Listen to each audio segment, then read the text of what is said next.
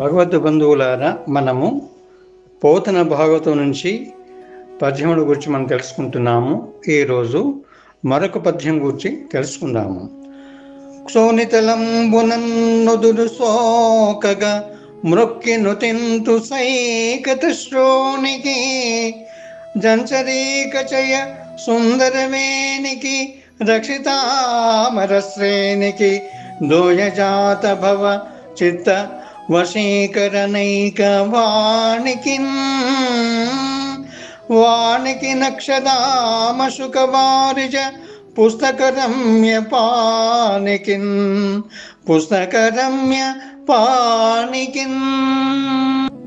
భావము: నేలకు నెన్నుదురు సోకునట్లు సాగిలపడి మ్రొక్కి సైకత శ్రోణి చదువుల వాణి అలి నీలవేణి అయిన వాణిని సన్నుతిస్తాను.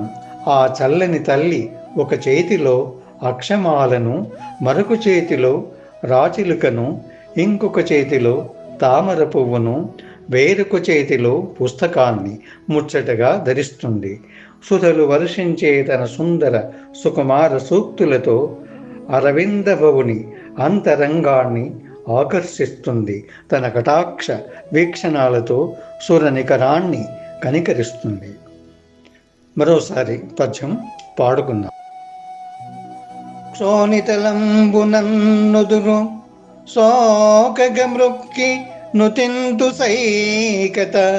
క్షోణితలంబునన్ నుదురు సోకగ మృక్కి నుతింతు సైకత శ్రోణికి జంచరీక చయ సుందరవేనికి రక్షితామర శ్రేణికి దోయజాత భవ చిత్త వశీకరణైక వానికి నక్షదామశుక వారిజ పుస్తకరమ్య పాణికిన్.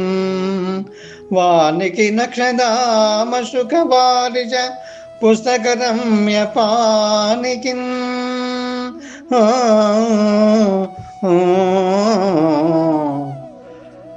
ఎంతో చక్కగా పద్యం యొక్క భావాన్ని తెలుసుకున్నాము. తిరిగి మరొక పద్యం ద్వారా కలుసుకుందాము. స్వస్తి.